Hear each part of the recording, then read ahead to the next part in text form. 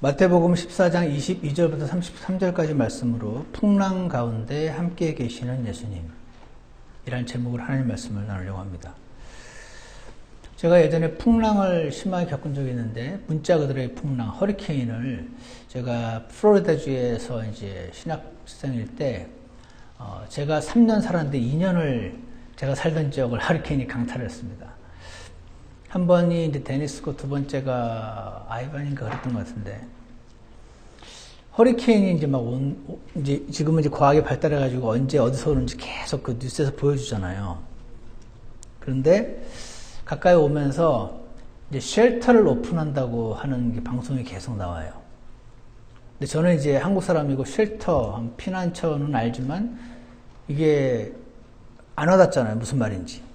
나중에 보니까 그 펜사콜라에 있는 집들을 비롯해서 그 저희가 그 신학대학원생들이 사는 그 기숙사들이 굉장히 넓고 좋긴 한데 되게 낡은 옛날 집들이에요.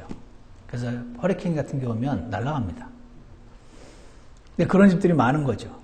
쉘터를 오픈합니다. 그 쉘터들은 아주 스트롱한 빌딩들.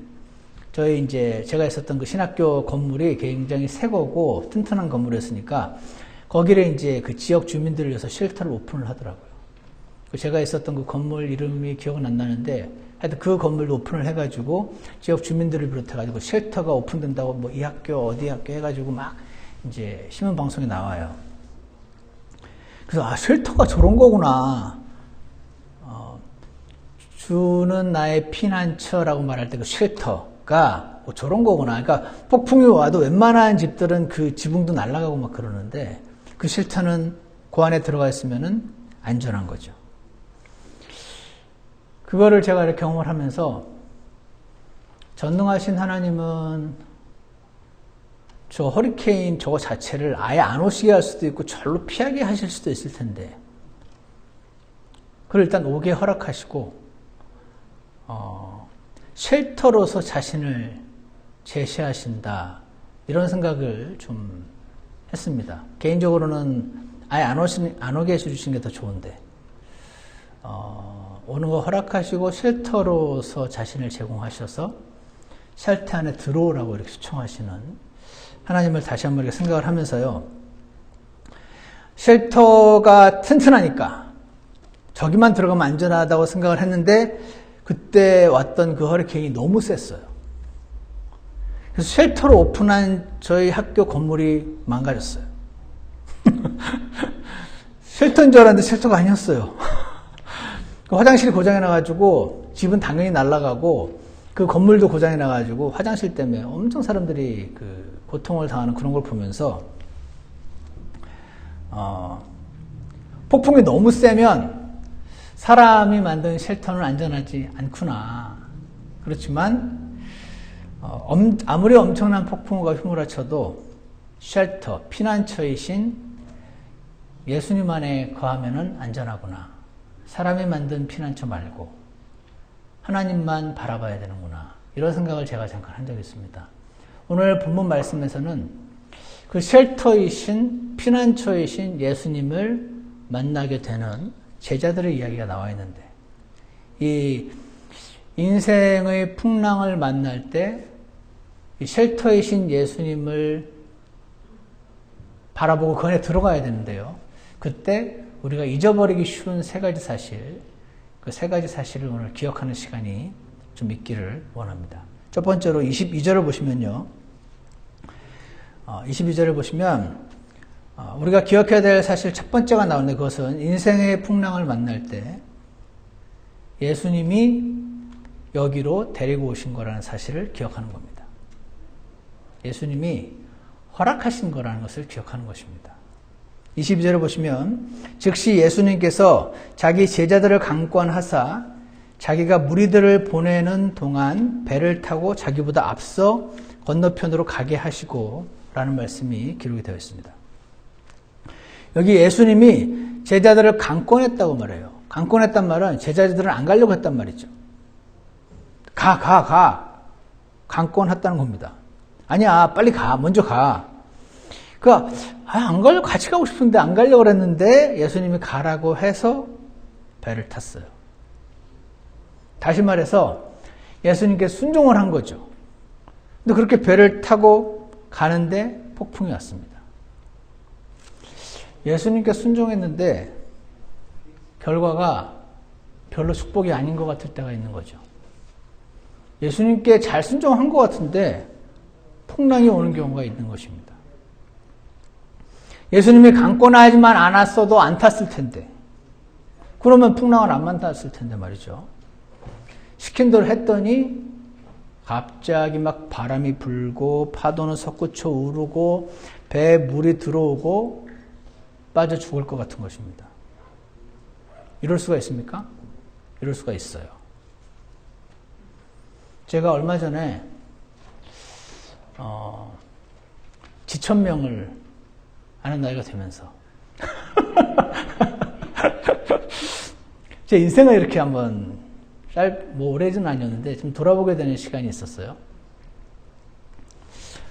벌써 이렇게 됐나? 얼마 안 남았네. 주님 오실 날, 만날 날. 그러고 생각하면서 내가 주님을 위해서 뭘 했지? 이런 생각이 들었어요. 그러면서 내가 주님을 위해서 한다고 한 것들은 많이 있는데, 물론 나는 싫었는데 주님만을 위해서 한 것만 진짜다 이렇게 말하는 건 아닙니다. 때로는 주님의 원하심이 나의 원하심일 경우도 있어요. 그런 건 사실 좋죠. 근데 뭐가 문제냐면 헷갈릴 때가 있어요. 이거 내가 좋아서 한 건가? 하나님이 하라고 해서 한 건가? 이게 이제 헷갈릴 때가 있는 거죠.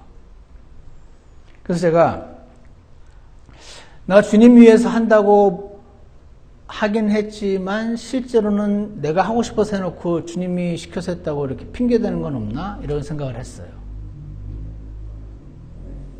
그래서 진짜 내가 하기 싫었는데 예수님 때문에 한 거가 있으면 그건 안 헷갈릴 거 아니에요. 그것만이 옳다는 게 아니고 지금 제 스스로 이렇게 돌아볼 때에 나는 진짜 이건 진짜 안 하고 싶었는데 진짜 예수님 때문에 한 개라도 있나? 생각을 해보니까 한 개가 딱 있더라고요. 뭐였냐면 제가 목사가 된 거예요. 정말 1도 안 되고 싶었거든요. 그리고 세 사람 모여있는 밴쿠버 교회로 갔잖아요, 제가. 그 교회가 너무 작아서 싫었던 게 아니고 그냥 목사가 되는 게 1도 안 없었어요. 그러니까 그거 하나 딱 있더라고요. 제가 그냥 하나님 말씀 공부하고 싶어서 여건이 돼서 이제 공부를 하러 왔었고 돌아가려고 그랬습니다, 한국으로. 요거 하나는 내가 정말 눈꽃만큼도 원함이 없었는데 하나님께서 나한테 너무 확신을 주셔가지고 그래서 한 거 딱 하나 있네. 이제 그런 생각을 잠깐 하면서 나머지는 다 섞여 있는 것 같은데 헷갈리는데 이제 이렇게 생각을 잠깐 했었어요. 근데 여러분, 제가 순종해서 갔잖아요. 그럼 제가 되게 잘 될 줄 알았어, 우리 교회가. 교회가 엄청 부흥이 되고 막 그럴 줄 알았어요. 이건 누가 봐도 너무 뚜렷하게 하나님이 가라고 하셔서 나는 정말 1도 안 가고 싶었는데 갔으니까. 그런데 그 결심을 하면서부터 제 인생에 이제 제일 풍랑이 심한 게 오기 시작하더라고요. 떠날 때부터 이삿짐에 불이 났어요. 그때 제가 이제 가는 길에 여기 중침에 들렸었어요, 그때. 그때가 2005년이네요. 그때 이제 제 동생 부부가 여기 있었기 때문에 유영롱 목사님도 제가 알고 그래서 이제 들렸어요. 들려서 한 달인가 머물고 이제 펜사콜라에서 올라와서 뉴저지에 한 달 머물고 이제 동서 횡단을 해가지고 이제 그리고 가는데 가는 길에 이제 먼저 붙인 짐이 이삿짐 그 운송 창고 안에서 불이 났어요. 그때 이제 제가 여기 와 있는 동안에 불이 났다는 소식을 듣고 우리 교회 자매님들이 많이 도움을 주셨어요. 어떤 분은 돈도 주시고 어떤 분은 우리 정숙 자매님은 그때 안 쓰던 그릇 그릇도 주시고 제가 그때 아무 생각이 없던 차에 우리 저 그때 여기 멤버도 아니었고 그냥 아는 사이여서 왔을 그때인데 그때 제가 여기서 사랑을 많이 받았었습니다. 자매님들이, 형제님들이. 그래서 우리 이렇게 인생을 항해에 비유를 하면 우리는 살면서 풍랑을 만납니다. 그때 당시 목사님은 저한테 이런 일이 발생하는 거 보니까 거기 가는 거 다시 한번 생각해 봐야 한다고 저한테 그러셨어요. 그렇잖아요. 축복해 주지 않고 뭔가 막는 느낌이 들잖아요. 근데 제가 귀등으로도 안 들렸어요. 그냥 너무 가고 싶어서가 아니라 100% 안 가고 싶은데 너무 뚜렷하게 또 하나님 부르셨기 때문에 가는 거였기 때문에. 근데 한 가지는 확실한 거는 우리는 내가 순종 가운데 있든지 불순종 가운데 있든지 풍랑을 만나게 되는 일이 있다 하는 것입니다. 풍랑에는 그래서 두 종류가 있는 것 같습니다. 하나는 불순종으로 인한 풍랑이 없지 않습니다. 요나를 보면 알잖아요. 요나의 경우가 그랬어요. 하나님은 니느웨로 가라고 하셨는데 정반대로 갔어요. 절대로 그들에게 하나님 메시지를 전하고 싶지 않았습니다. 그러니까 우리 안에는 옛날부터 기복신앙이 자리 잡고 있고, 그리고 구약시대 하나님께서 이스라엘에게 주셨던 순종하면 축복, 불순종하면 저주라는 공식이 너무 쉽게 입금이 되어 있기 때문에 지난 시간에 봤던 것처럼 날 때부터 눈만 저가 했으면 저 분명히 죄 때문이구나 이런 생각을 하기 쉬운데 아주 무식한 그럴 수도 있고 아닐 수도 있다는 사실 우리가 인식하고 함부로 판단하면 안 되는 부분인 것 같습니다. 왜냐하면 불순종으로 인한 풍랑도 있고 순종으로 인한 풍랑도 있으니까요. 풍랑인 걸 보면 무조건 불순종한 거네. 장님으로 태어난 거 보니 무조건 죄가 있는 거네. 누구 죄야? 부모 죄야? 본인 죄야? 이렇게 나가는 것은 신약시대 크리스찬들이 할 일이 아닙니다. 이제 어찌되었거나 지금 제자들이 그랬습니다. 안 가고 싶었어요. 강권하셨단 말이죠. 그래서 갔어요. 순종해서 배를 타고. 근데 풍랑을 좀 만난 겁니다. 여러분은 지금 인생의 항해에서 어떤 가운데 계신지 모르겠습니다. 아주 순탄한 항해를 하고 계신 분도 계시겠죠? 그럼 어떻게 해야 됩니까? 할렐루야! 할렐루야 하십시오. 할렐루야 하나님을 찬양하시고 감사하시기 바랍니다. 그리고 주변의 나보다 더 힘든 분들을 위해서 기도해 주시고 그분들을 섬기는 기회로 삼으시기 바랍니다. 하지만 오늘 제자들처럼 인생의 풍랑을 만나고 계신 분도 있을 수 있습니다. 그때 어떻게 해야 됩니까? 그때 오늘 아까 자매님들이 부르셨던 찬송가처럼 주만 바라볼지라 그거 해야 되는 것입니다. 나를 여기로 인도하신, 나를 직접적으로 보내셨을 수도 있고요. 저는 하나님이 직접적으로 보내셨다고 생각합니다. 나를 직접적으로 보내셨어도 그 가운데 풍랑이 올 수 있으니 그 가운데서 주 예수님을 바라봐야 되는 것이고, 때로는 요나처럼 내가 불순종으로 인한 풍랑일 수도 있죠. 그때도 주님을 바라보는 것입니다. 이래도 저래도 우리가 해야 할 일은 오직 주 예수님을 바라보는 것임을 오늘 꼭 기억하시기를 바랍니다. 그래서 우리는요,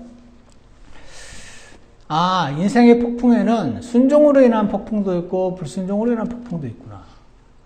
그러면 저는 이렇게 묻습니다. 주님, 제가 혹시 불순종하는 부분이 있습니까? 뭐 많이 있겠죠. 알려주세요. 제가 무조건 해결할 수는 없잖아요. 알아야 해결하지. 알려주십시오. 그래서 주님 앞에 기도하는 시간을 갖는 것이죠. 그리고 동시에 순종으로 인한 풍랑도 있으니 주님, 제가 풍랑이 일었다고 무조건 낙담하지 않게 도와주십시오. 이렇게 주님 앞에 나아가시기를 축복합니다. 두 번째로 해야 될 일이 있습니다. 그것은요, 23절에 있는데, 우리가 인생의 풍랑을 만날 때 두 번째로 할 일은 예수님이 지금 나를 위해 기도하고 계신다 하는 것을 기억하는 것입니다.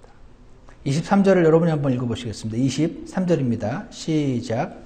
무리들을 보내신 뒤에 기도하러 따로 산에 올라가셨다가 저녁이 되매 거기 홀로 계시더라. 여기 보시면 제자들을 이제 강권에서 보내셨어요. 그 다음에 산에 올라가셨답니다. 제가 언젠가 꼭 이스라엘 꼭 가서 여기 산에 올라가서 거기 어떻게 보이는지 한번 보고 싶은 마음이 있는데 보이셨단 말이죠. 마가복음 6장 48절에 이런 말씀, 바람이 그들에게 반대로 불므로 그들이 힘겹게 노젓는 것을 보시고라는 말씀이 기록됐습니다. 산에 제자들한테 보내셨어요. 그 풍랑이 이는 것을 허락하셨어요. 굳이 막지 않으시고 놔두신 거죠. 하나님은 허락하신 뜻이라고 우리가 부르는데. 그런데 우리 아까 제가 말씀드린 것처럼 아니 왜 풍랑이 아예 안 오시게 해줄 수 있는 분이 왜 오시게 하셔? 그리고 왜 오게 허락한 다음에 피난 솔루션을 제시하시나? 여러분이 개인적으로 마음에 안 드실지 몰라도 하나님은 그렇게 많이 하세요. 그래서 그분은 산에 올라가셔서 그들이 힘겹게 노젓는 것을 보고 계십니다. 그때 우리가 하나 기억해야 될 것은 언제든 어떻게든 구해낼 방법이 있으신 분은 별로 급한 게 없다는 겁니다. 우린 너무 급하지.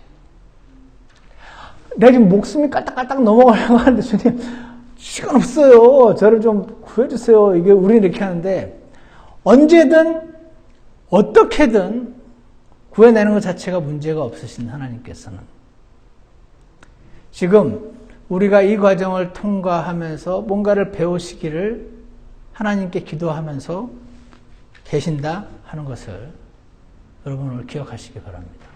우리는 이 하나님 말씀이 없습니다. 말씀에 굳게 서야 된다고 우리가 찬송 불렀지 않습니까? 하나님 말씀이 없으면요. 내가 이런 일을 겪는 거 보니 하나님이 나를 지금 벌 주시나 봐. 이 생각이 되게 쉽게 우리 머릿속에 들어오는 사람들이기 때문에 그렇습니다. 근데 히브리서 4장 15절에 이런 말씀이 있습니다. 우리에게 계신 대제사장은 하나님이죠. 예수님. 우리의 연약함의 감정을 몸소 느끼지 못하시는 분이 아니에요. 라는 말씀이 있습니다. 그러니까 여러분과 제가 어떤 일을 당해서 두려우실 때가 있죠. 성경에 보면 자매님들은 잘 놀란다고 되어 있습니다. 무슨 일이 생기면 깜짝 놀라는 겁니다. 무서운 거죠. 물론 형제들이 안 무서워하는 건 아닙니다. 근데 이제 특히 자매들이 더 연약한 그릇으로 잘 놀란다고 써 있으니까. 근데 우리의 연약함의 감정, 우리가 막 깜짝 놀래고 무슨 일이 있을 때마다 두려워하고 걱정하고 이 감정을 좀 대범하게 못해? 이러지 않으신다는 겁니다. 연약함의 감정을 몸소 느끼지 못하는 분이 아니에요. 이해하신다는 겁니다. 그러면서 히브리서 2장 18절에서는 그분께서 친히 시험을 받아 고난을 당하셨은즉 그분이 이 땅에 계시면서 연약한 사람의 몸을 입고 오셔서 이 땅의 먼지 나는 땅을 걸어 다니셨던 그 하나님께서 여러분과 제가 겪는 그 연약함의 감정을 몸소 느끼셨고 친히 시험을 받아서 고난을 직접 겪어보셨은즉 시험 받는 자들을 능히 구주하실 수 있느니라. 이렇게 말씀하시고 있다는 것입니다. 여러분, 여러분이 어떤 어려움이 있는데 이 어려움을 누구한테 말할 때 누구한테 말하기가 제일 어려운지 아세요? 야, 그것도 못해? 이렇게 말하는 사람한테 말하기 싫어져요. 그렇지 않습니까? 왜 이렇게 하는 분들은 왜 이해를 못 해줄까요? 본인은 그래 본 적이 없으니까. 예전에 우리 그 학교에 피직스 같은 거 잘하는 천재가 있었는데 걔한테 피직스 질문하면 걔가 뭐라고 대답하는지 아세요? 그냥 잘 생각해보면 답이 나와. 어떻게 하면 잘하는지 물어보면요. 그냥 잘 생각하면 답이 나와. 너도 그냥 잘 생각해봐. 그러면 됩니다. 그런 애들한테는 피직스를 배울 수가 없습니다.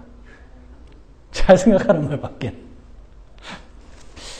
이래서 우리 길자매님이 맨날 100점만 받았다고 생각해 보십시오.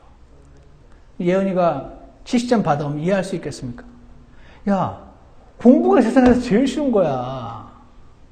네가 안 해서 그런 거야. 조금만 해봐 이러지 않겠습니까? 그런 엄마 앞에서 70점 받은 애가 길을 펴겠습니까? 근데 우리 저기 현진 자매님이 맨날 50점만 받았다고 생각해 보십시오. 애가 와가지고 70점 받았어요. 우리 집에 천재가 났구나. 그렇게 되는 겁니다. 이게 뭡니까? 하나님은 죄가 없으시잖아요. 예수님은. 두려움을 겪으신 적이 없으시죠. 그러면 두려움 겪는 자들이 하나님 제가 무서워요. 이렇게 나오면은, 야, 이렇게 믿음이 없어. 이렇게 구박을 주시는 분이시면 우리가 그분께 나가는 게 어려워요. 근데 지금 이렇게 말씀하시는 겁니다. 그분이 우리 연약함의 감정을 몸소 느끼신 분이시라고. 그러니까 왜, 도대체 뭐가 무서워? 이렇게 나오는 게 아니고, 이해하시고, 받아주시고, 품어주시고, 혼자 고생하지 않고 자신에게 나오기를 기다리시는 분이시라는 것입니다. 그래서 우리가 사실상 하나님께 나아가서 기도를 할 때에 하나님께 상담 요청하는 거랑 비슷한 거거든요. 그래서 하나님이 야, 그게 뭐가 어려워 피대해 주시면은 그분께 나가기 어렵겠지만, 그러나 정말 놀라운 것은 전능하신 하나님께서 두려움이라는 모를 거는 경험해 보지 못하신 분일 것 같은데 사람 몸을 입고 오셔서 이 땅에 친히 고난을 겪으시면서 왜 우리가 힘들어하는지 공감을 해주시는 예수님이라는 사실을 우리가 기억하시기 원합니다. 그래서 여러분의 아주 치사하고 한심해 보이는 죄를 부끄러워하지 않으시고 주 예수님 앞으로 가지고 그대로 그 감정 그대로를 인정하고 주님께 자백하는 것이 하나님께서 우리에게 원하시는 일인 것입니다. 그분은요, 우리가 그분께 나아가면 우리를 다 이해한다고 눈빛을 주십니다. 그리고 나를 위해서 지금도 하나님께 계속 중보 기도해 주시고 계신 중보자.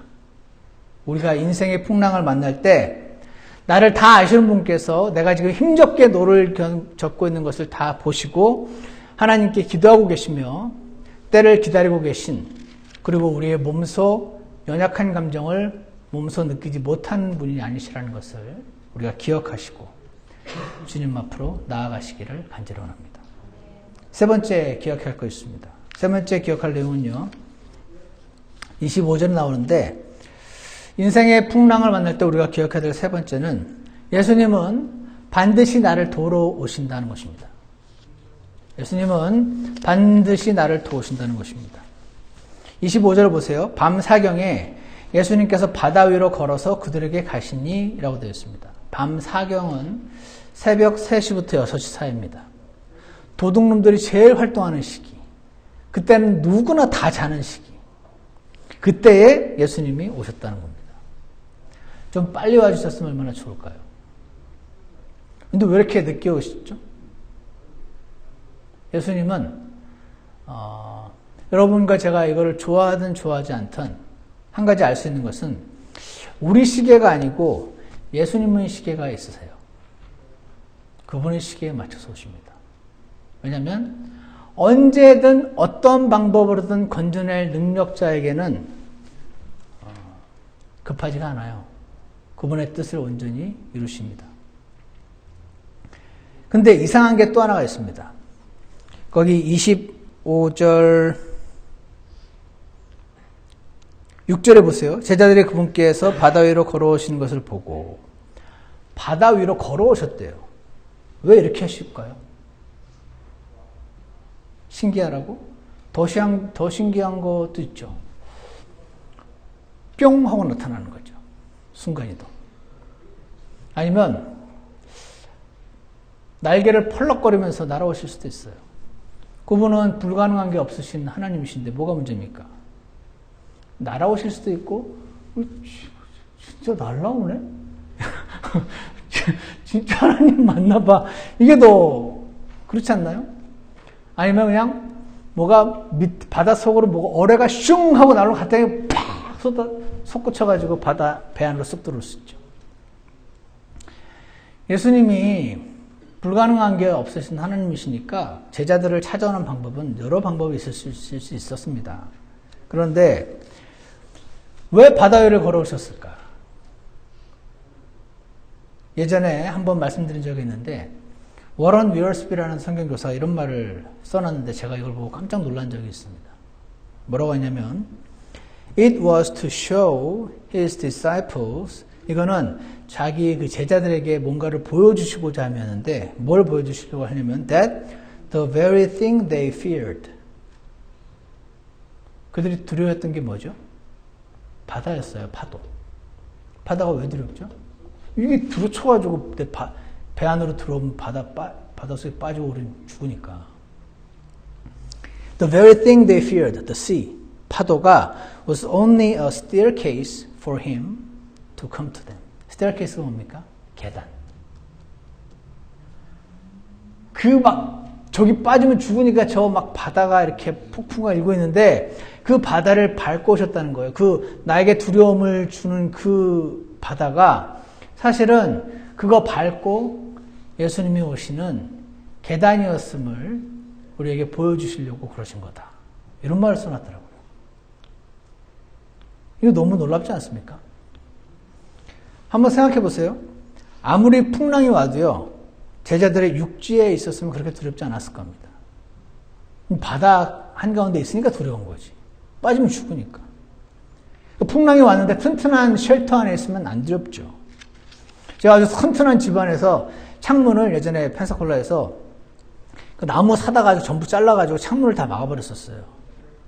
그 집 전체가 창문이 없는 어두컴컴한 나무 그게 됐어요. 튼튼하죠. 웬만한 거 와도 이제 안 날아가는 거예요. 그 안에 있으면은 폭풍이 와도 별로 안 두렵습니다. 근데 풍랑에 두려운 이유는 바다 안에 지금 제자들이 있기 때문인 것이죠. 근데 예수님께서 그 바다를 걸어오셨다는 겁니다. 그 바다가 제자들이 예수님을 새롭게 만나게 된 다리 역할을 했었다는 것입니다. 계단 역할. 그 나에게 두려움을 주는 그 대상이 사실은 주님을 더 깊이 알게 되는 도구라는 것이라는 것입니다. 주님을 새롭게 만나게 되는 계단이라는 것입니다. 그러면 우리는 어떻게 해야 되는 것입니까? 베드로처럼 해야 되는 것입니다. 베드로처럼 나도 그 바다 위를 밟고 주님께로 가는 것입니다. 걸어서 주님께 나아가는 것입니다. 주변의 그 두려운 상황들에 눈길 주지 않고 주 예수만 바라볼지라 그 찬송가 가사대로 그 두려움 밟고 주님께로 나아가시기를 주님이 원하시는 것입니다. 사랑하는 여러분, 여러분과 저를 두렵게 만드는 바다가 있으십니다. 뭐죠? 자식입니까? 건강입니까? 가난입니까? 아니면 실패? 명예가 실추되는 것인가요? 이런 것들이 전부 바다입니다. 나에게 두려움을 줍니다.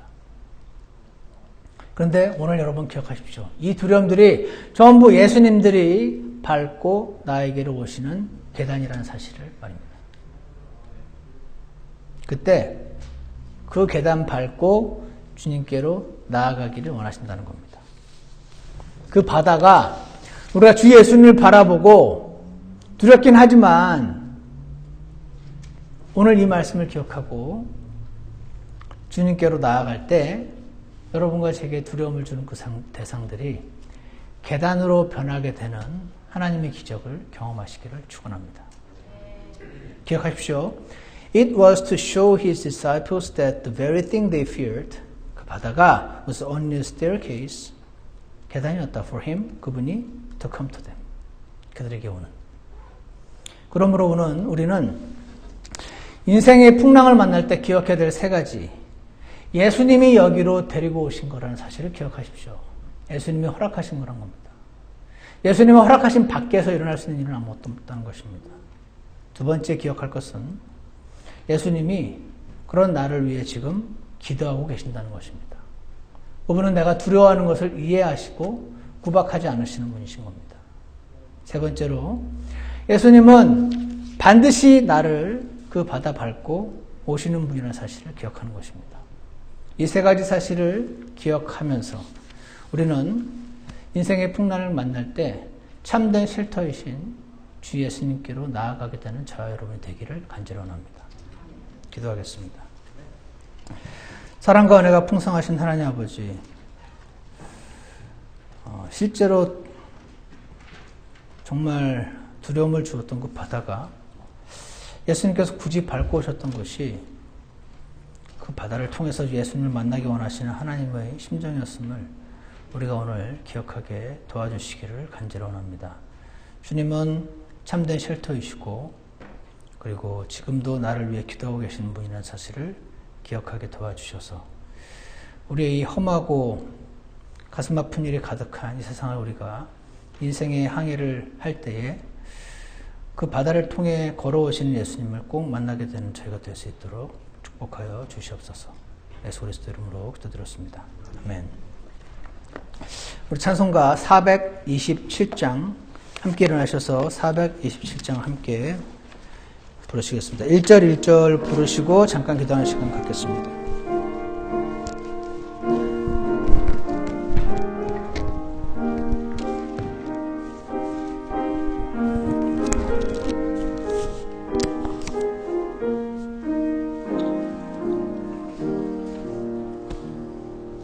내 모든 말 행위하시는 예수 나의 필요 채우네 중보하려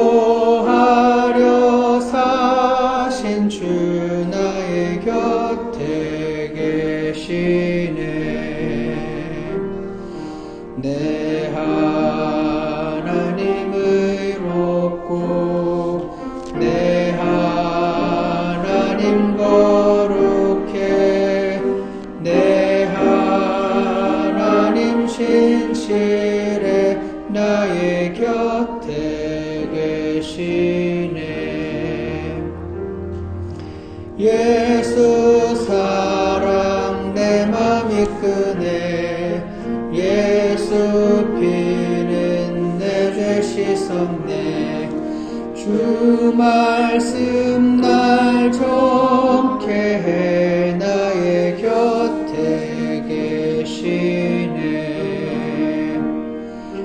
내 하나님 의롭고 내 하나님 거룩해 내 하나님 신실해 나의 곁에 계시네. 우리 잠깐 기도하시는 시간을 갖겠습니다. 나를 위해 죽고 부활하셔서 지금 하나님 우편에 앉으셔서 계속해서 우리의 매일매일의 구원을 위해서 기도하고 계신 중보자 예수님의 시간을 기억합니다. 그분은 산에서 제자들이 힘겹게 노젓고 있는 모습을 보고 계신 분이었습니다. 주님, 제가 주님께 순종해서 나아갔을 때에도 주님이 허락하신 환경 가운데 풍랑을 만났었지만 그 풍랑 밟고 오신 예수님을 만났던 것처럼 오늘 풍랑을 겪고 계신 모든 분들을 주님 기억해 주시고 그 풍랑을 밟고 오신 예수님 콩나물 만나뵐 수 있도록 주님 도와주시옵소서. 우리의 몸소 연약한 감정을 몸소 모르시는 분이 아니라는 사실을 우리가 믿고 주님 앞에 나아갑니다. 주님 저희를 긍휼히 여기시고 주님의 강건케 하심을 경험케 해주시기를 간절히 원합니다. 잠깐 기도하겠습니다.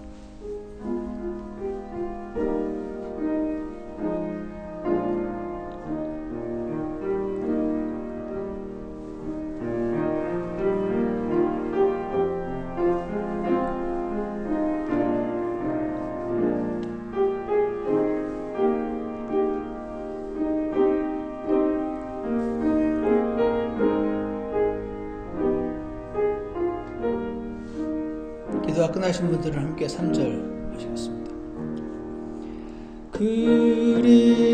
그리스도 날 구하셨네 영원토록 나를 지키네 거친 인생 바다에서 나의 곁에 계시네 내 하나님 의롭고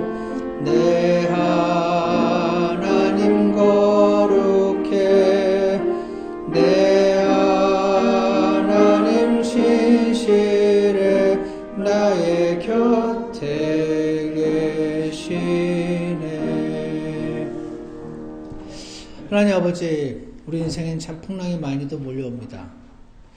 그때 우리에게 쉘터로서 다가오시는 예수님을 꼭 만나게 되는 저희 모두가 되도록 축복하여 주시옵소서. 하나님께서 가라고 하신다는 확신 가운데 갔음에도 불구하고 몰려오는 풍랑 가운데 지금 저희들 아무도 낙담하지 않게 도와주시고 그 풍랑을 밟고 오신 예수님 꼭 만나 뵙게 되도록 좀 저희를 새롭게 해주시고 주님께로 이끌어 주시기를 간절히 원합니다. 지금도 나를 사랑하시고 친히 기도하고 계시며 우리의 연약함의 감정을 다 아시는 예수님께 우리가 날마다 나아갈 수 있도록 저희 모두를 인도하여 주시옵소서. 예수 그리스도 이름으로 기도드렸습니다. 아멘. 예배를 마치겠습니다.